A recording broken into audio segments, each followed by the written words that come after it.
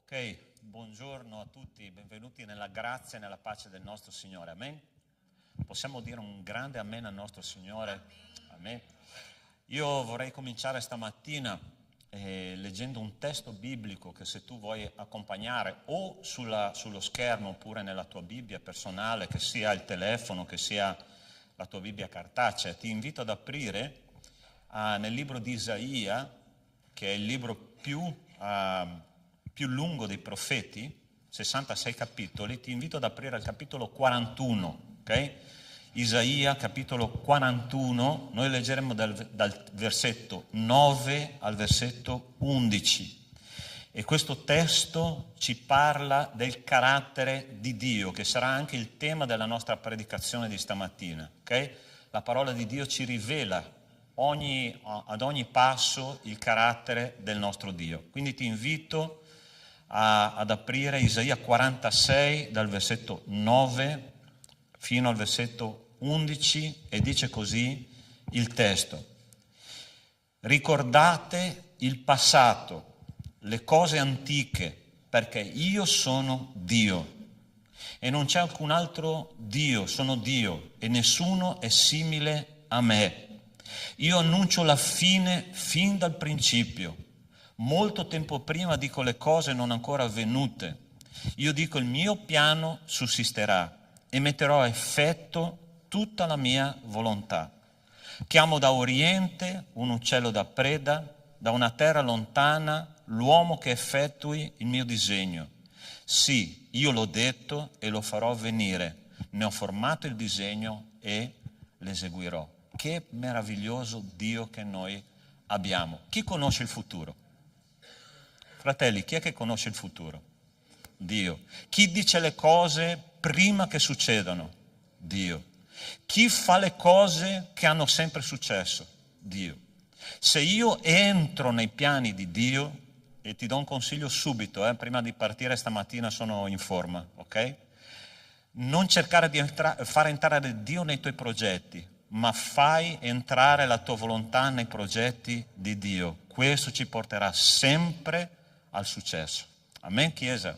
Io vorrei cominciare con questo spirito stamattina. Signore, noi vogliamo entrare nei tuoi piani perché tutto quello che tu fai ha successo, tutto quello che tu sei è quello che noi vogliamo seguire. Amen? Io ti invito in questo momento ad alzarti in piedi insieme a me e a pregare questo Dio meraviglioso che noi abbiamo, un Dio onnipotente, un Dio onnipresente, un Dio onnisciente, un Dio sovrano che vuole amministrare non soltanto il mondo, ma principalmente la nostra anima. Se noi vogliamo entrare nei piani di Dio, la nostra anima subirà una trasformazione radicale. Ed è interessante che tutti noi penso che passiamo dei momenti difficili nella vita, no? E momenti di buio spirituale, momenti di dubbio, momenti di fragilità, di pianto, a volte veramente sono situazioni che noi facciamo fatica a gestire. Ma ricorda questo testo che dice: io chiamo un uomo da lontano per compiere il mio disegno, io faccio cadere quello che io dico, io so già quello che succederà domani, basta che io e te entriamo nei piani di Dio e vedremo cosa Dio può fare attraverso le nostre vite. Dio vuole usare la tua vita, sei convinto di questo? Amen? Possiamo pregare che il Signore ci possa veramente dare questa forza, questa capacità di entrare nei suoi piani e di vedere la vittoria succedere nelle nostre vite, vittoria sulle situazioni. Amen? Chiudi i tuoi occhi e comincia a parlare col Signore. Signore nostro Dio, nostro Padre, io ti voglio ringraziare, ti voglio benedire, perché questo testo dichiara esattamente chi tu sei, il carattere che tu hai. Signore, quando tu fai succedere le cose, tutte le cose vanno a buon fine. Anche nei momenti di difficoltà, anche nei momenti bui, anche nei momenti difficili. Signore, tu sei nel controllo della situazione, tu sei nel timone della barca. Signore, io non conosco tutte le necessità, le fragilità, i dubbi, le sofferenze dei miei fratelli, ma tu conosci molto bene. E per questo, Signore, che io consegno a te questa mattina, questo stare insieme nella tua presenza. Padre, nel nome di Cristo Gesù, accompagnaci ai tuoi piedi, accompagnaci al tuo trono di grazia, accompagnaci là dove c'è misericordia, accompagnaci là dove c'è l'autorità che viene dalla tua presenza. La parola di Dio dice in Matteo capitolo 28, versetto 18, ogni potere mi è stato dato in cielo e sulla terra. E questo che noi crediamo, Signore, che tu sei un Dio onnipotente, Padre, che fa veramente la differenza nelle situazioni della vita. Padre, che questa mattina noi possiamo, Signore, essere attenti alle tue indicazioni. Essere attenti, Signore, a quello che tu ci dirai, perché noi, Signore, vogliamo seguire te.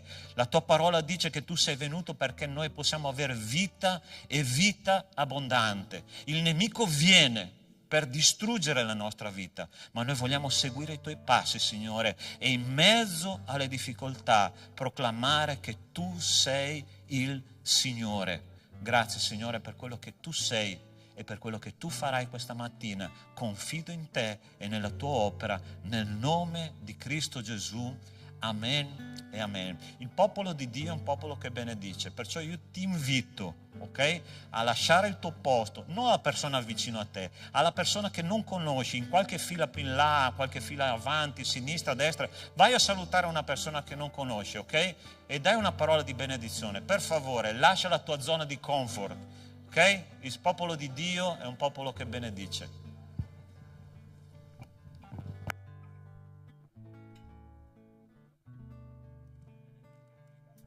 Grazie e pace.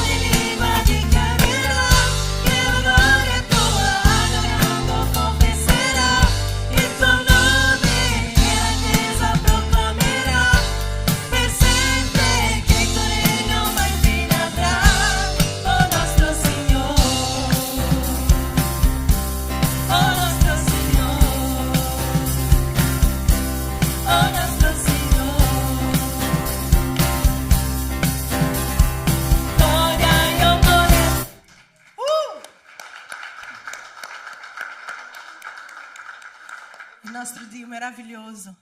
È il nostro Dio che combatte davanti a noi. È il nostro Dio che ci ha chiamato per primo ad essere qui. Non hai avuto un'idea geniale di venire in chiesa questa mattina. È stato lo Spirito Santo di Dio che ha toccato il tuo cuore, ti ha chiamato nella sua presenza. Ed è questo che noi siamo qui insieme per adorare il Signore e ricordare. La lode è il ricordo di quello che il Signore fa per noi, è il ricordo e la riconoscenza che Lui è il Dio delle nostre vite. E noi lodiamo il Signore, il nostro Dio fedele, il nostro Dio che è con noi per sempre. Amen? Grande è la tua fedeltà, Signore.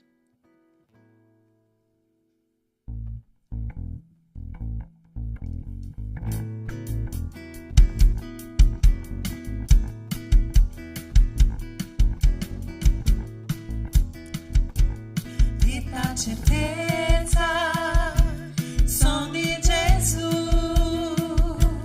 quale dolcezza oh c'è qua giù, già sono rinato, redento sono riscattato, ho il suo perdono. Insieme è la mia storia.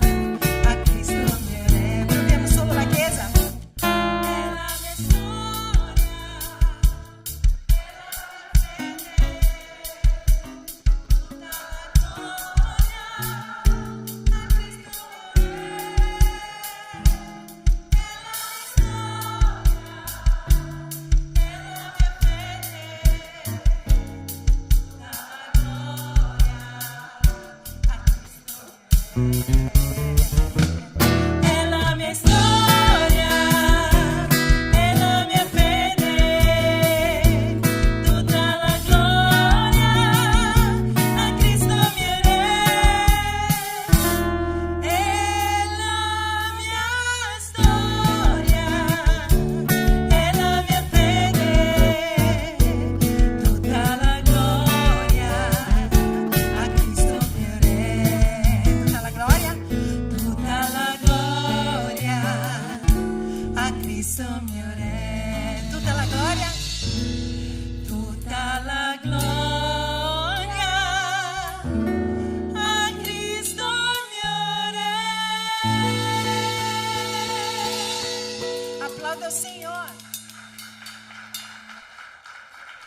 che è la mia storia, è la mia fede.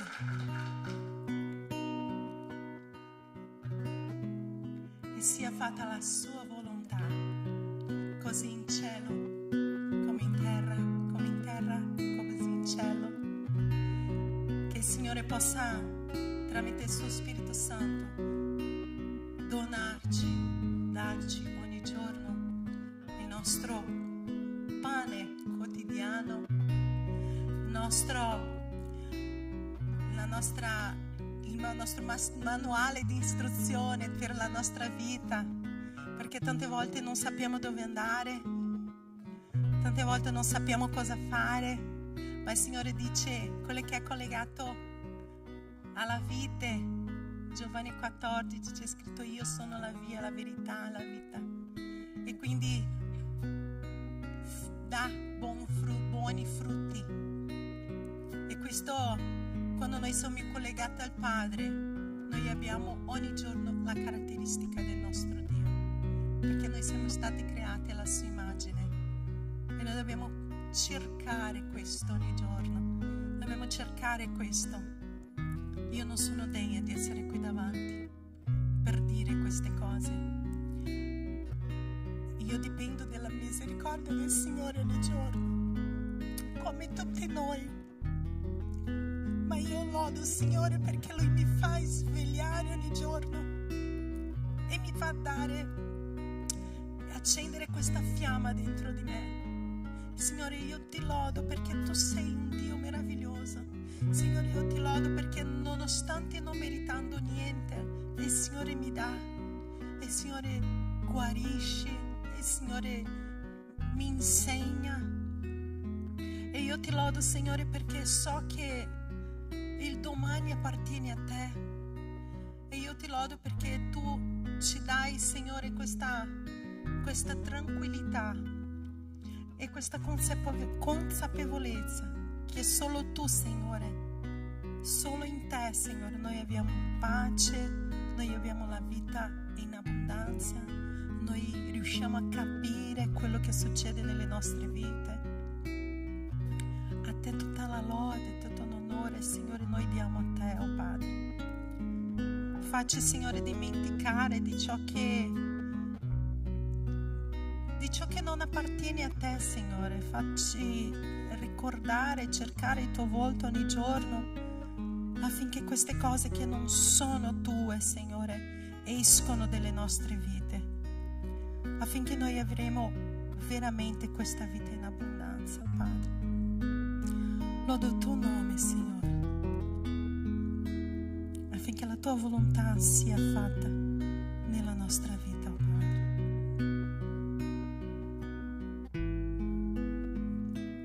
Dio Padre nei cieli, santo è il nome tuo, che venga il tuo regno e la tua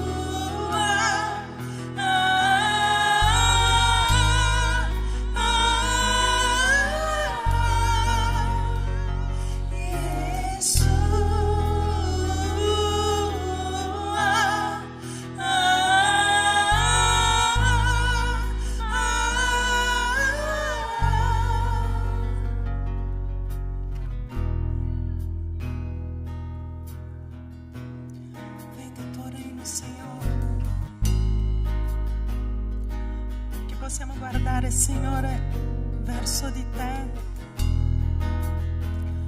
Possiamo togliere quello che c'è di noi e mettere la tua vita in noi, che io possa diminuire, Signore, tu possa crescere dentro di noi, riempiendoci, Signore, del tuo Spirito Santo, Signore, della tua volontà ogni giorno.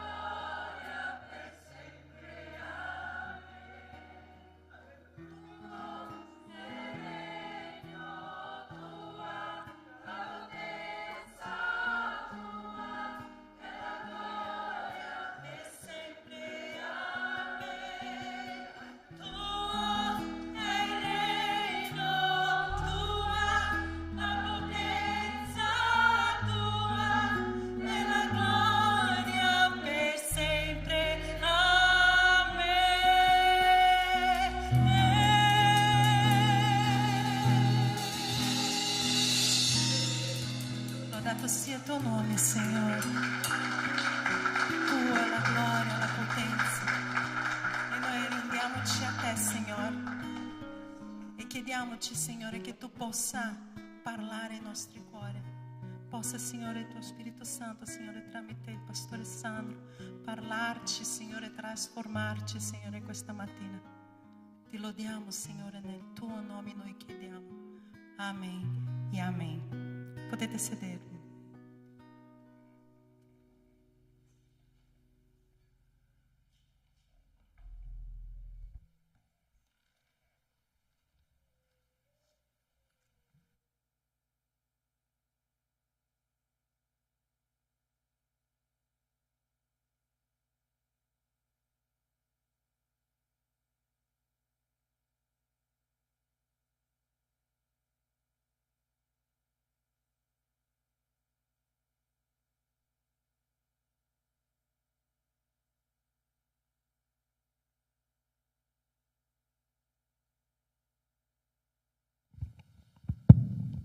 Amen.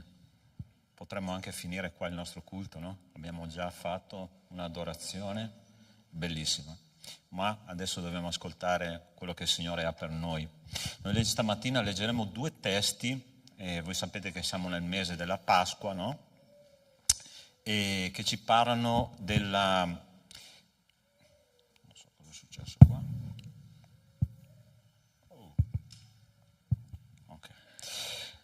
Ci parlano prima dell'arresto di Gesù nel giardino del Getsemani e poi del giudizio su Gesù nel Sinedrio, ossia quando i religiosi di quel tempo lo hanno arrestato, lo hanno condannato, no? E dice così il primo, che si trova in Giovanni capitolo 18, dice così: ma Gesù, ben sapendo, questo è nel giardino del Getsemani, tutto quello che stava per accadergli, uscì e chiese loro: chi cercate? Gli risposero: Gesù il Nazareno. Egli disse loro: io sono. Giuda che lo tradiva era anch'egli là con loro. Appena Gesù ebbe detto io sono, indietreggiarono e caddero in terra. Egli dunque domandò loro di nuovo: chi cercate? Essi dissero: Gesù il Nazareno. Gesù rispose: vi ho detto che sono io. Se dunque cercate me, lasciate andare questi, e ciò affinché si adempisse la parola che egli aveva detta: di quelli che tu mi hai dati non ne ho perduto nessuno. Gli uomini che tenevano Gesù lo schernivano percotendolo, poi lo bendarono e gli domandarono: indovina, profeta, chi ti ha percosso? E dicevano molte altre cose contro di lui bestemmiando. Appena fu giorno, gli anziani del popolo, i capi dei sacerdoti e gli scribi si riunirono e lo condussero nel loro sinedrio dicendo: se tu sei il Cristo, diccelo. Ma egli disse loro: anche se ve lo dicessi non credereste, e se io facessi delle domande non rispondereste. Ma da ora in avanti il figlio dell'uomo sarà seduto alla destra della potenza di Dio. E tutti dissero: sei tu dunque il figlio di Dio? Ed egli rispose loro: voi stessi dite che io lo sono. E quelli dissero: che bisogno abbiamo ancora di testimonianza? Lo abbiamo udito noi stessi dalla sua bocca. Preghiamo che il Signore ci parli questa mattina. Signore nostro Dio, nostro Padre, mettiamo nelle tue mani, Signore, questo tempo di meditazione della tua parola. Signore, sappiamo che noi siamo indegni, Signore, di avvicinarci a te. Siamo indegni, Signore, nemmeno di alzare lo sguardo verso il tuo trono. Ma, Signore, ti ringraziamo perché il tuo trono è un trono di grazia, un favore immeritato che tu fai a ciascuno di noi. Grazie, Signore, perché le tue misericordie si rinnovano ogni mattina e noi possiamo avvicinarci grazie al fatto, Signore, che tu hai pagato un prezzo per ciascuno di noi.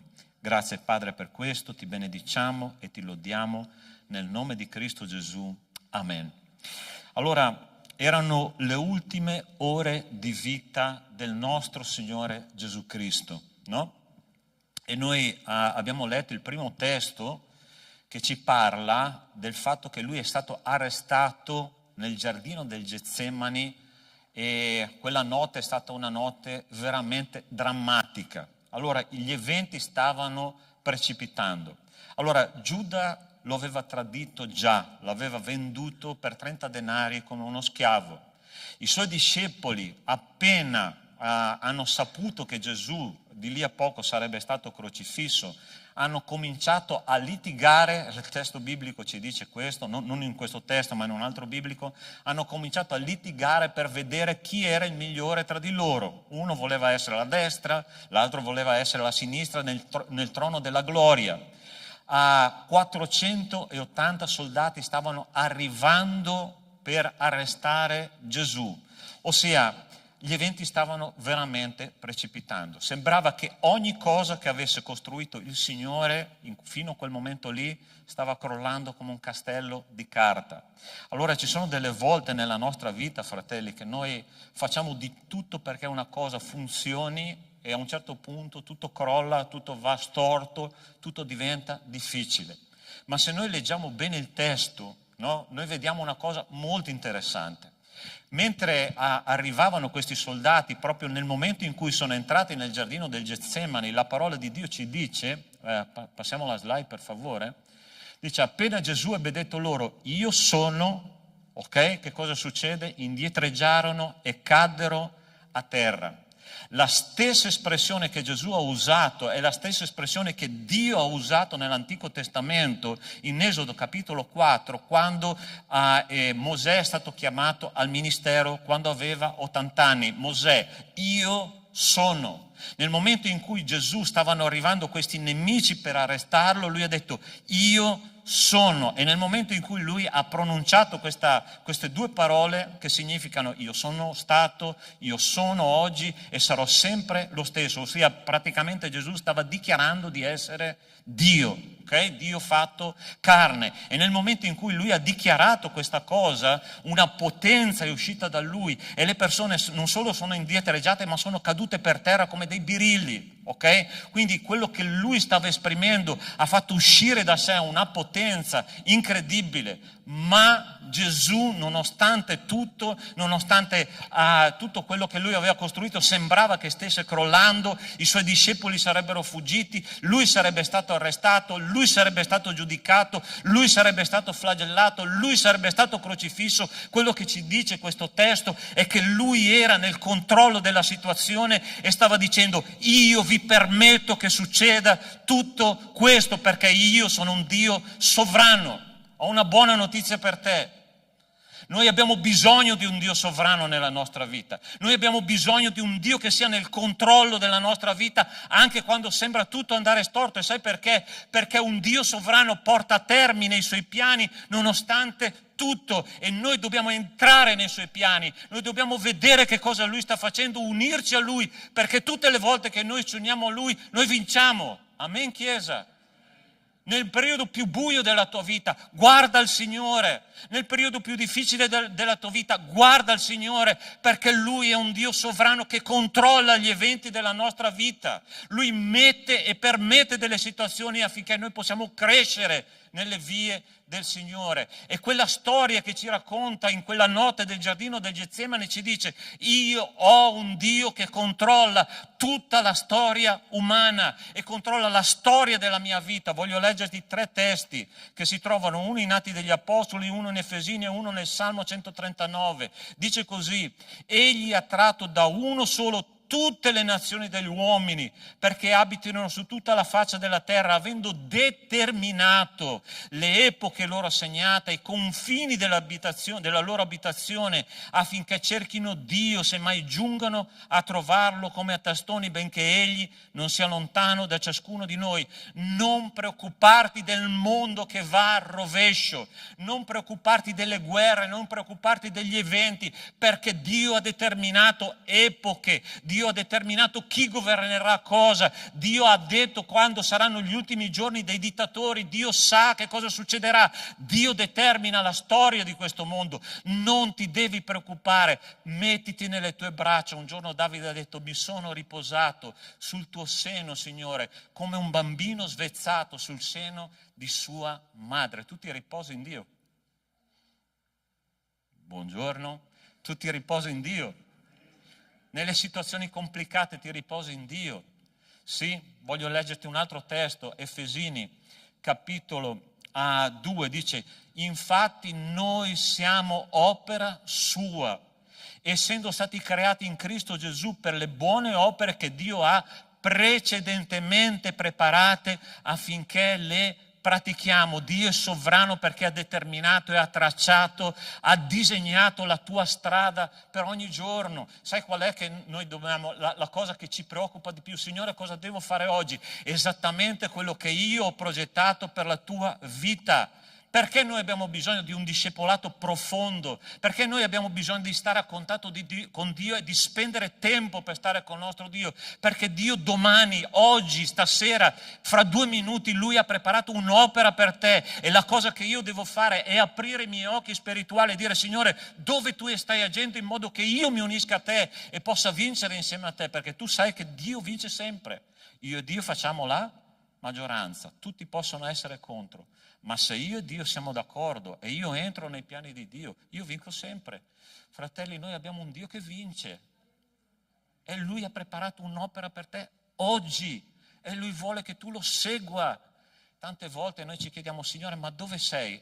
Io sono lì vicino a te, ma io voglio che tu ascolti quello che io ti sto dicendo. Terza cosa che voglio leggerti si trova nel Salmo 139, che è il mio salmo preferito. Dice: sei tu, questo è Davide che riconosce l'opera di Dio nella sua vita, sei tu che hai formato le mie reni, che hai intessuto nel seno di mia madre. Io ti celebrerò perché sono stato fatto in modo stupendo. Meravigliose sono le tue opere e l'anima mia lo sa molto bene. Allora, sai, il Dio sovrano ti ha voluto esattamente così come tu sei, con il colore dei tuoi occhi, con la tua altezza, con la tua personalità, con tutto quello che tu sei. Dio dice: io ti ho formato così. Sai qual è il grande problema di tanti credenti oggi? È che noi passiamo la vita a desiderare di essere qualcun altro, di fare le cose che fa qualcun altro. E Dio dice: io sono sovrano e ti ho voluto così, e io ti amo così come tu sei, perché io ho un progetto nella tua vita e tu fai parte di un progetto globale e nessun altro è come te. Vogliamo guardarci allo specchio e dire: Signore, io sono un'opera d'arte, Tu mi hai fatto così. Quanto tempo passiamo, gente, a desiderare di essere qualcun altro e voler fare quello che fanno gli altri. E Dio dice: tu sei unico nel tuo genere. Tu sei un'opera d'arte che io ho creato e ho voluto così, con la tua cultura, con la tua personalità, con la tua struttura biologica, così ti voglio, perché tu sei un'opera d'arte unica nel suo genere. Questa è la sovranità del nostro Dio. Cosa impariamo da questo testo biblico? Impariamo che Dio è sovrano. E quando noi entriamo nei piani di Dio, noi vinciamo insieme a Lui. Quando falliamo è perché noi abbiamo voluto fare la nostra strada, quando noi non abbiamo voluto ascoltare quello che Dio ha per noi oggi. Dio è qua con noi e ci sta dicendo questa mattina: figlio mio, figlia mia, tu vuoi entrare nei miei piani? Perché se tu entri nei miei piani, io ti farò vedere quante cose tu vincerai nella tua vita. Io non voglio essere un perdente, non so tu. Tu vuoi essere un perdente. Ma è interessante che un cristiano non vince per i propri meriti, vince per i meriti di qualcun altro. Questa è l'unica fede nel mondo che vince per i meriti di colui che ha vinto per noi. E Dio stava sfruttando in quel momento, quando i soldati lo stavano arrestando, ha sfruttato la forza del nemico per portare gloria al suo nome. Chi è che ha passato o sta passando momenti complicati nella propria vita? Qua alzi la mano, senza vergogna. Okay?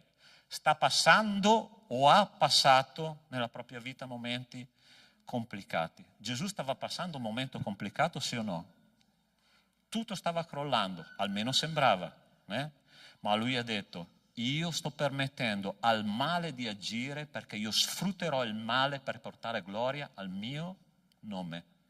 Se Dio ti ha messo in una condizione, in una situazione così, sai che cosa Lui vuole fare?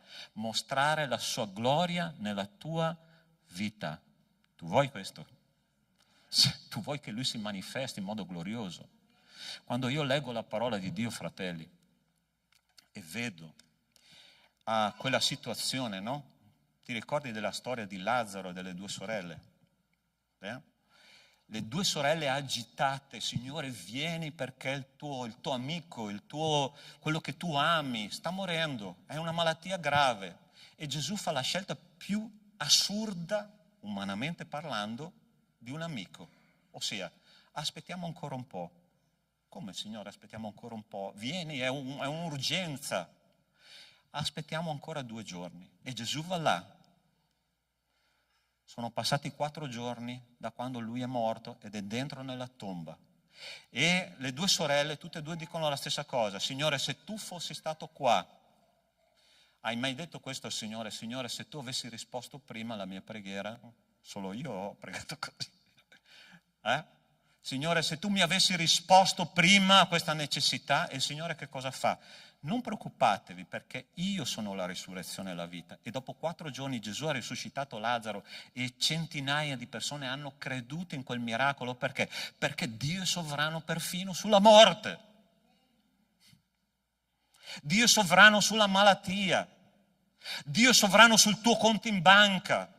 Dio è sovrano sulla tua famiglia. Dio è sovrano nelle situazioni più complicate della vita. Perché? Perché attraverso la sua sovranità e attraverso i momenti difficili della sua vita Lui vuole manifestare la sua gloria. Capito? E io voglio far parte di questa vittoria che il Signore ci darà a ognuno di noi, perché noi siamo più che vincitori in virtù di colui che ci ha amati. È così che dice la parola di Dio. La prima caratteristica che noi abbiamo visto del nostro Dio questa mattina è che Lui è un Dio sovrano. Lui ha il controllo della tua vita. Lui è nel timone della tua barca in tempesta. Lui va davanti a te. Lui è dietro di te. Lui è a fianco a te, da una parte e dall'altra. Tu mi sei scudo e corazza. Questo è il nostro Dio. Il nostro Dio si chiama Emanuele, che vuol dire Dio con... Sì.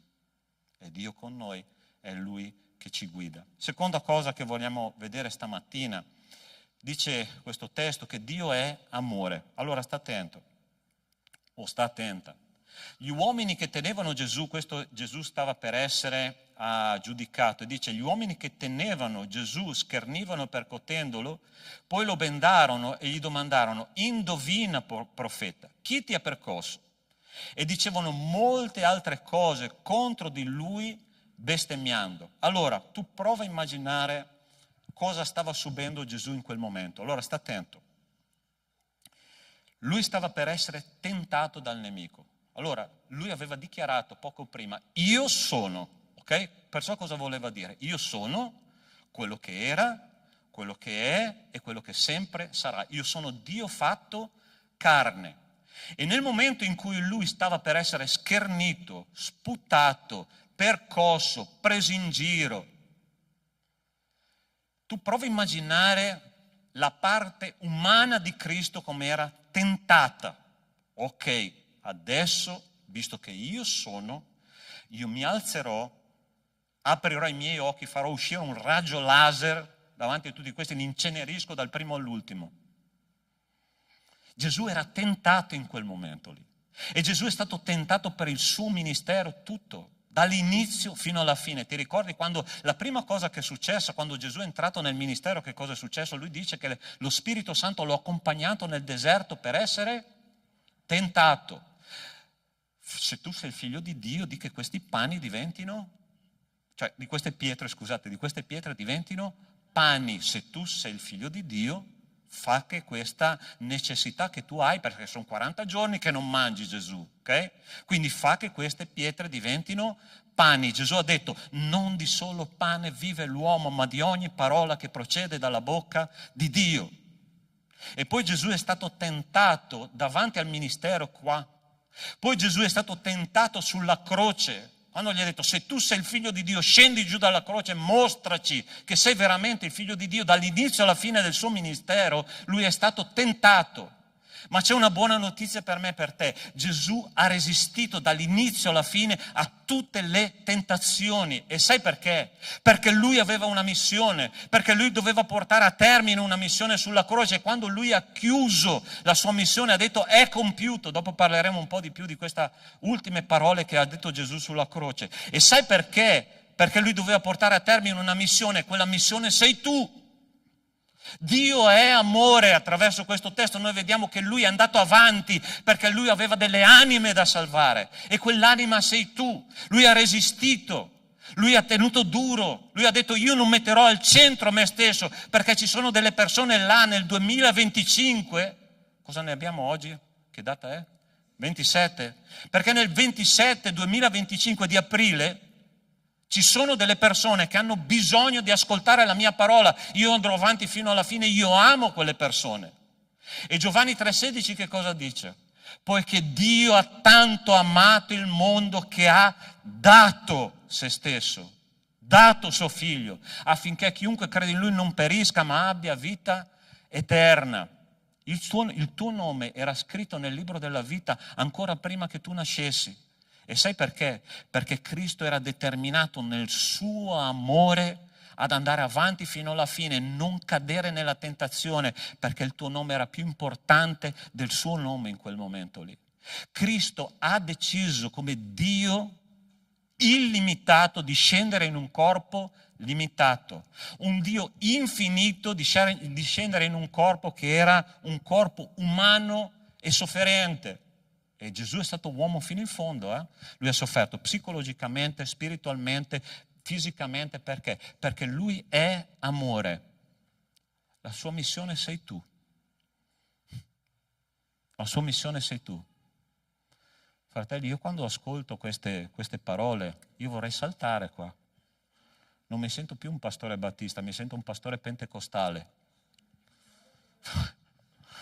Ok? Io non ho bisogno di manifestazioni spirituali eclatanti. Io ho bisogno di questa parola da parte del Signore. Dio mi ama così tanto che Lui ha resistito alla tentazione per me, fino in fondo. E adesso torniamo a quelle due parole che Lui ha detto, le ultime due parole sulla croce, ok? Che sono le parole che si ricorda. È compiuto, ok? Allora, queste due parole nella lingua greca sono due parole molto interessanti, che in realtà nella lingua greca è una parola solo, che è la parola tetelestai, ok? Tetelestai, ok? Ed è interessante che questa parola è applicata, nell'antichità era applicata in 3 campi, ok? Prima nel campo finanziario, poi nel campo giuridico, infine nel campo militare. Okay? Nell'area finanziaria, quando c'era una fattura pagata pienamente, in fondo a questa fattura, un documento ufficiale, c'era scritto tetelestai, ossia pagato a pieno. Okay? Nell'area giuridica, quando un imputato che veniva giudicato in un tribunale aveva pagato il suo debito con la società per i crimini che aveva fatto, alla fine del documento che veniva preso, timbrato, firmato dal giudice e sigillato con 7 sigilli, alla fine di questo documento c'era scritto tetelestai, ok? E l'ultimo, nel campo militare, quando una battaglia finiva e la persona, il comandante in capo, diceva finalmente abbiamo vinto, alla fine del documento che veniva stilato c'era scritto tetelestai. Allora sta attento che applicazione pratica che ha questo tetelestai, questo è compiuto nella tua vita. La prima cosa, Dio è qua per dirti, io ti amo talmente tanto che ho pagato tutto il tuo debito, punto numero 1. Seconda cosa, tu non hai più nessuna pendenza legale con me, numero 2. Terzo, tu hai vinto la battaglia perché tu hai vinto insieme a me. Gloria a Dio per questo. Gente, quando Gesù ha detto tetelestai significa io ti amo perché non solo non hai più nessun debito, non solo più non c'è niente da pagare, ma tu hai vinto insieme a me. Ti ama Gesù abbastanza? Sì o no? Io quando ascolto queste parole, io veramente salto di gioia dentro di me. Un giorno salterò anche con i miei piedi, ok? Quando la Chiesa sarà pronta a vedere il pastore Sandro in un modo un po' diverso. Ti ricordi quando Davide ha cominciato a ballare praticamente seminudo davanti all'arca? Un giorno mi vedrete, mi porterete dentro. Pastore, basta, non ti vogliamo più. Vai a predicare in una chiesa pentecostale. Ok, quindi Dio è amore. Dio è amore. Dio è sovrano, ma Dio è anche amore. Terza cosa che voglio dirti stamattina. Gesù ha detto davanti a quel sinedrio, ma da ora in avanti il figlio dell'uomo sarà seduto alla destra della potenza di Dio. Gesù doveva andare in croce e non c'era nella sua epoca niente di più umiliante che andare in croce. I romani amavano fare spettacolo con la sofferenza di altri esseri umani. Okay? Un uomo sulla croce poteva sopravvivere per diversi giorni ed è interessante che loro esponevano le persone che venivano crocifisse davanti al pubblico, davanti a tutti, praticamente quelli che passavano, no? Perché? Perché nella cultura romana c'era questa idea del panem et circensis, ossia il pane è importante per il popolo, ma anche il divertimento. E loro usavano la sofferenza delle persone per dare divertimento al popolo. Ma quando Gesù parlava della sua sofferenza, parlava in un modo molto strano. Okay? Noi abbiamo un Dio un po' strano. Okay? Perché? Attenzione cosa dice un testo che si trova in Matteo capitolo 12, versetto 23-24, dice: Gesù rispose loro dicendo, l'ora è venuta, parlando della sua morte, in cui il figlio dell'uomo deve essere glorificato. Come mai Gesù guardava la sua morte e diceva, io devo essere in questo momento glorificato? Un po' strana la cosa, no? Poi dice, Giovanni 3,14, e come Mosè innalzò il serpente nel deserto, così bisogna che il figlio dell'uomo sia innalzato. Non dice deve morire, deve essere innalzato. Quando noi parliamo di innalzare qualcuno, parliamo di onore, ok? Ma Gesù guardava quella sofferenza, Gesù guardava la sua morte, Gesù guardava quel momento tragico dicendo, io sono innalzato, io sono glorificato in questo momento. Ora, perché Gesù dice più avanti, ora avviene il giudizio di questo mondo, ora sarà cacciato fuori il principe di questo mondo e io quando sarò innalzato da terra attirerò tutti a me. Allora Gesù guarda alla sua morte e dice, questo sarà un grande momento di gloria, perché nel momento in cui io sarò innalzato, Nel momento in cui io sarò glorificato, io attirerò tutti a me. Allora, sai che cosa c'è scritto nella parola di Dio nella lettera degli Efesini? Che io e te siamo seduti nei luoghi celesti in Cristo. Allora, tu in realtà sei qua fisicamente, ma il tuo destino, il tuo spirito è nei luoghi celesti in Cristo, seduto. E tu sai perché la parola di Dio dice che siamo seduti nei luoghi celesti? Perché una persona seduta è una persona che ha controllo della situazione. Il trono di Dio è dove noi siamo seduti in questo momento. Il trono di Dio è dove Dio vuole usarci un giorno. C'è una cosa interessante che dicono le scritture. Tu sai che gli angeli passeranno davanti a te uno ad uno, e io e te dovremo giudicare l'operato degli angeli che sono stati al nostro servizio per tutta la nostra vita, che noi neanche li abbiamo visti. Tu sai che noi giudicheremo gli angeli, sì, lo sai questo, sì o no? È una verità biblica. Ossia, noi siamo seduti là e un giorno vedremo passare, purtroppo, anche i nostri parenti che non avranno ricevuto Cristo come personale Salvatore e Signore. Gli angeli passeranno davanti a noi e Cristo vuole condividere il suo trono con noi, e noi dobbiamo là fare un lavoro di giudizio di tutti quelli che non hanno creduto in Cristo, e anche agli angeli che ci hanno servito. Questo è quello che il Signore ha riservato per me e per te. Ecco perché Gesù dice: io devo essere glorificato in questo momento, perché in questo momento non solo io attirerò tutti a me nell'eternità, ma io renderò responsabili tutti i miei figli di fare un'opera di giudizio di tutto l'universo. Gesù ha pregato nella preghiera sacerdotale di Giovanni, capitolo 17: Padre, io voglio che dove sono io siano anche coloro che tu mi hai dato. Allora io imparo una cosa, cari miei, che noi abbiamo un concetto di gloria completamente diversa da quella che Dio ha per noi. Gloria significa, ascoltami bene, gloria significa umiliarsi davanti a Dio. Gloria significa perdere i propri progetti a favore dei progetti di Dio. Gloria significa soffrire per la causa di Cristo. Gloria significa abbassarsi fino a terra affinché Cristo sia innalzato. Questa è gloria per noi, perché Cristo ci ha dimostrato che è così.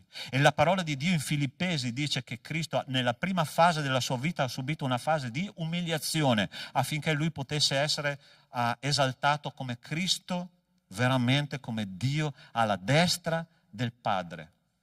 Abbiate in voi lo stesso sentimento che è stato in Cristo Gesù, il quale, pur essendo in forma di Dio, non reputò l'essere uguale a Dio qualcosa a cui aggrapparsi gelosamente, ma svuotò se stesso, prendendo forma di servo, divenendo simile agli uomini, ed essendo trovato nell'esteriore come un uomo, abbassò se stesso, facendosi ubbidiente fino alla morte, e la morte di croce. Ed è per questo che Dio lo ha sovranamente innalzato e gli ha dato un nome al di sopra di ogni altro nome, affinché nel nome di Gesù si pieghi ogni ginocchio e ogni lingua confessi che Gesù Cristo è il Signore, alla gloria di Dio Padre. Gloria è umiliarsi. Gloria è umiliarsi. Questo è quello che Dio ha per te in questa terra. Tieni duro, fratello. Tieni duro, sorella. Perché umiliazione è uguale gloria. Perché chi si abbassa sarà innalzato e chi si innalza sarà abbassato.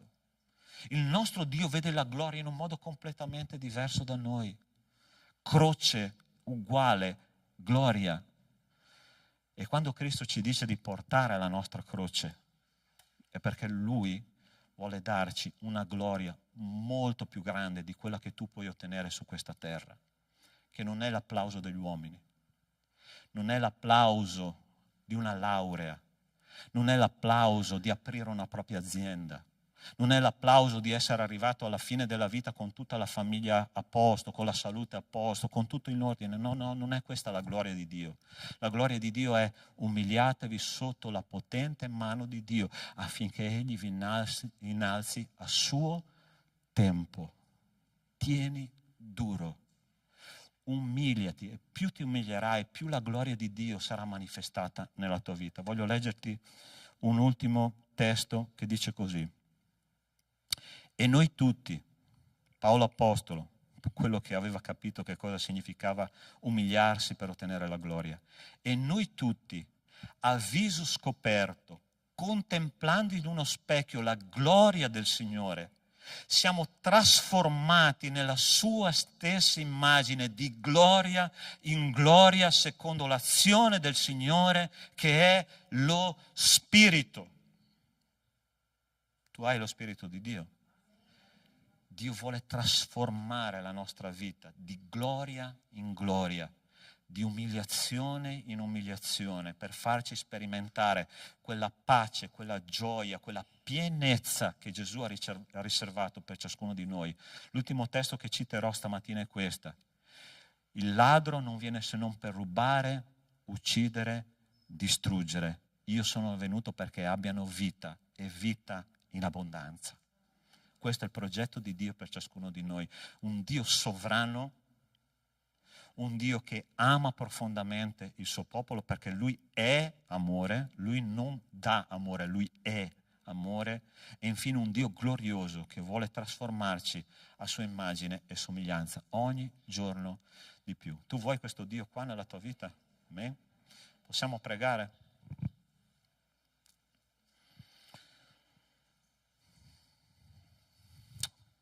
Io non so se Dio ha parlato al tuo cuore stamattina. Quando ho cominciato a preparare questo sermone, questo testo sembrava che fosse ermetico per me. Ma poi Dio ha cominciato a ministrare tante cose al mio cuore. Sai, oggi la Chiesa in generale nel mondo, purtroppo sta prendendo una direzione molto antropocentrica, l'uomo al centro di ogni comunità.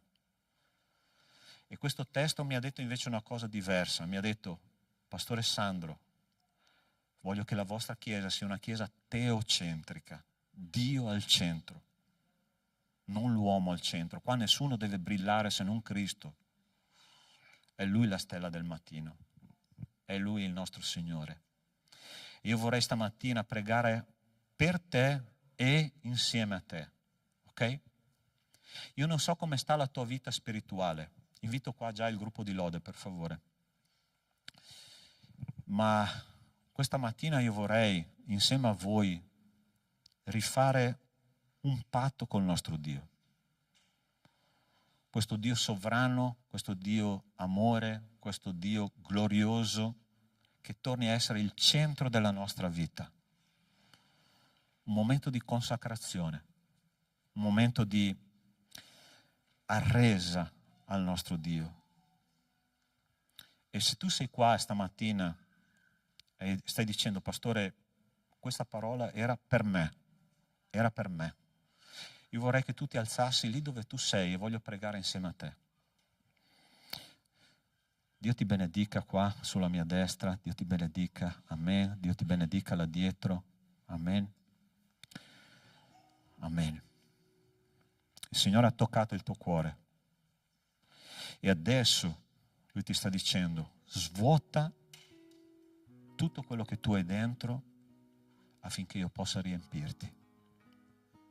Togli tutto quello che non ha a che fare con la mia sovranità. Tutto quello che ti interessa e che ti dà piacere, lascialo da parte, perché io ho un piacere molto più alto, molto più grande, molto più soddisfacente, perché non dimenticare, Cristo è venuto per aver vita abbondante. Signore nostro Dio, nostro Padre, io ti ringrazio perché, Signore, tu hai parlato al tuo popolo questa mattina. Non è il predicatore, ma è la tua parola santa che verrà predicata anche quando tutti i predicatori di questa terra saranno morti. È la tua parola eterna che ci rivela chi tu sei. In questo momento, Signore, io metto nelle tue mani la vita di questi miei fratelli e queste mie sorelle che stanno dando un passo di fede verso di te. Ti prego di benedire le loro decisioni e da oggi in poi, Signore, che ci sia una vita veramente piena piena del tuo spirito, che il loro cuore bruci di amore verso di te, e che ognuno che sta decidendo di consacrare se stesso alla tua opera possa sperimentare qualcosa che non ha mai sperimentato fino ad oggi. Perché, Signore, davanti a te ci sono benedizioni abbondanti. Signore, grazie di esserci venuti incontro questa mattina. E adesso, Signore, abbiamo una settimana davanti, che sia un inizio di qualcosa di veramente profondo, bello e pieno della tua gloria. Nel nome di Cristo Gesù. Amen. Amen. Dio ti benedica, che il Signore possa darti abbondanza di tutto quello che Lui ti ha promesso stamattina. Amen. Dio ti benedica. Possiamo fare il nostro, puoi sederti, possiamo fare il nostro momento di decime, di offerte, primizie per il nostro Dio. Questo fa parte del regno del Signore.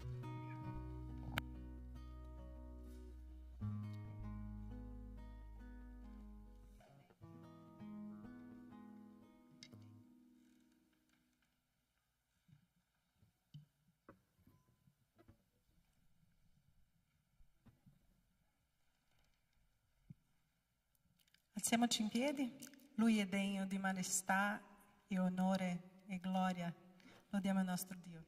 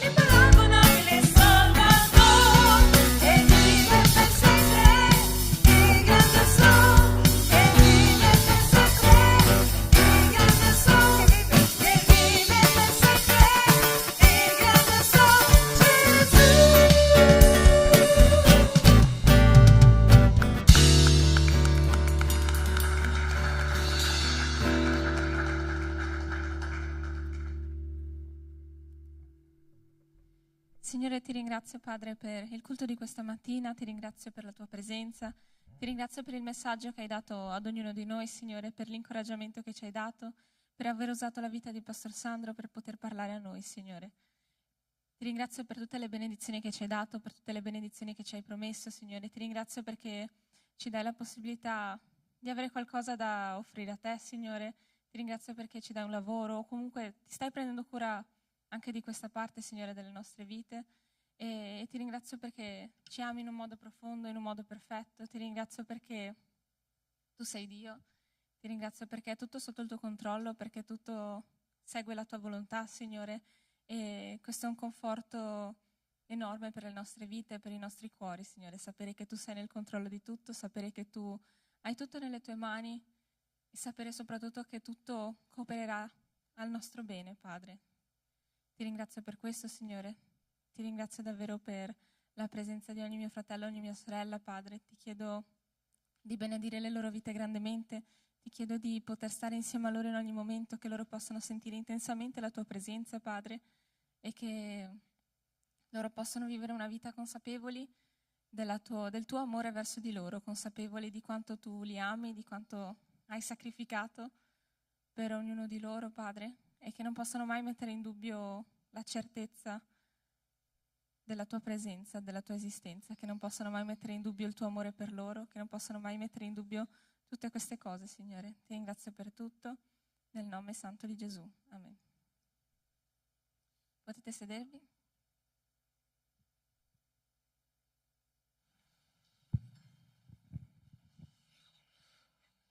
Ok, ancora 2 minuti per i nostri annunci. Il primo annuncio che voglio dare è quello del 1° maggio. Allora, fratelli, chi si è iscritto per venire qua il 1° maggio e passare questo giorno insieme? Potete alzare le mani? Ok? Allora, ancora molti non si sono iscritti. Fratelli, sarà importantissima la tua partecipazione. Stamattina noi abbiamo parlato del fatto che siamo noi che dobbiamo entrare nei piani di Dio e Dio non entra nei nostri, ok? E ci sono delle occasioni veramente speciali nella comunità perché noi possiamo capire dove Dio sta andando in modo da unirci a Lui e fare il lavoro che Lui ci ha chiesto di fare.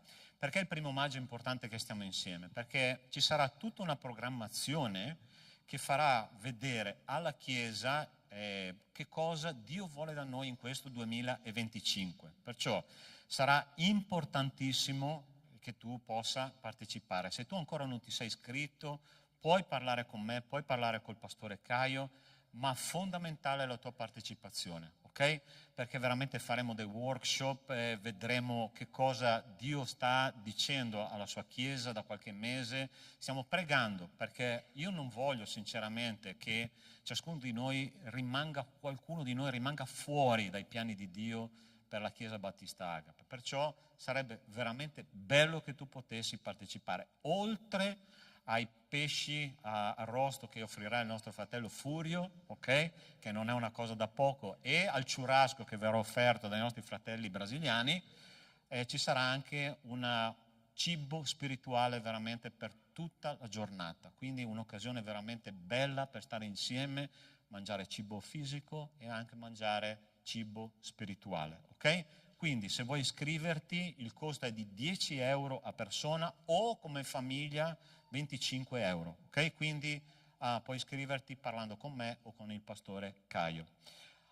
Ministero sociale, ok? Questo è un ministero che sta portando i suoi frutti. Allora, purtroppo non ce l'ho qua, però Comune di Villorba ci ha mandato una lettera di ringraziamento lodando il nostro lavoro con le famiglie di Villorba necessitate. Okay?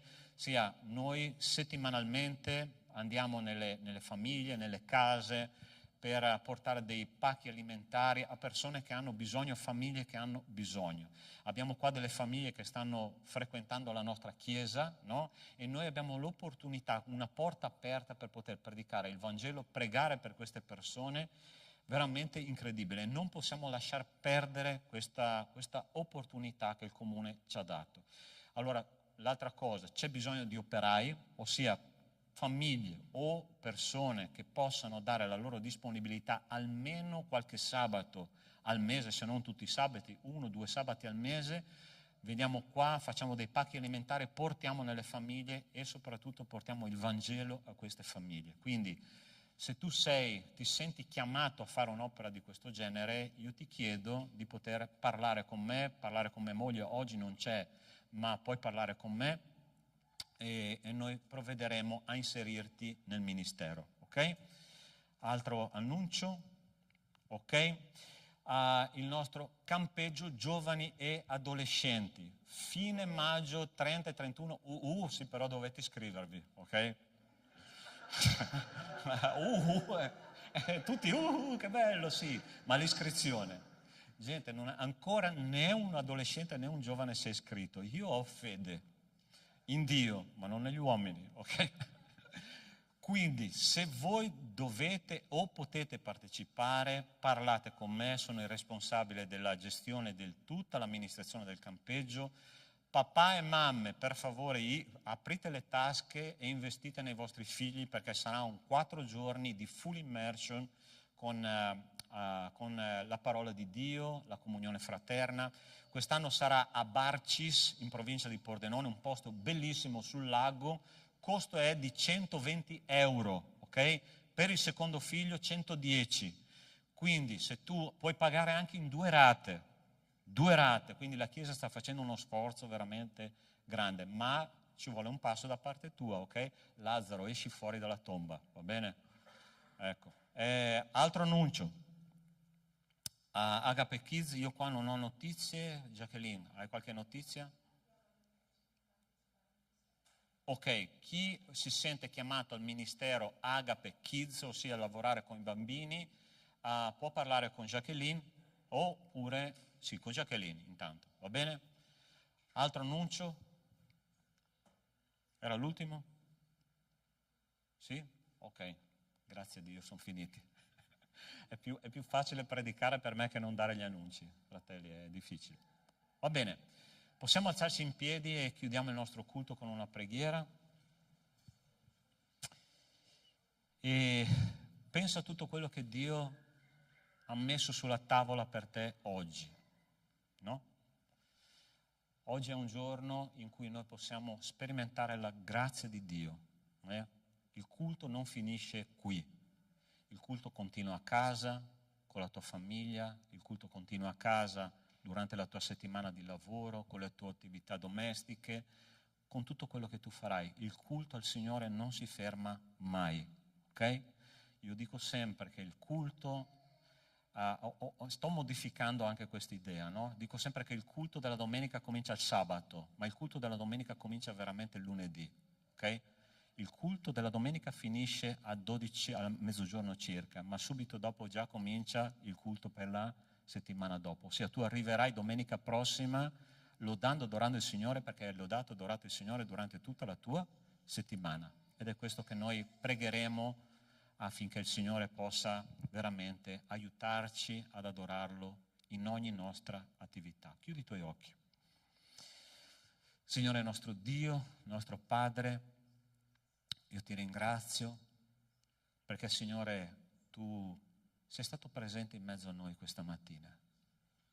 Grazie per la vita preziosa di ciascuno dei miei fratelli e sorelle che è qua. E chi ci ha seguito da casa, Signore, continua a benedire durante tutta la settimana. Siamo sicuri che Dio sarà con noi e che ci darà benedizioni eccellenti. E adesso, Signore, che torneremo alle nostre case, alle nostre attività, ti chiedo che l'amore di Dio nostro Padre, la grazia salvatrice di Cristo e le consolazioni dello Spirito di Dio con noi siano e con tutto il popolo di Dio su tutta la terra, da oggi e per sempre. Amen. Dio vi benedica, buona settimana.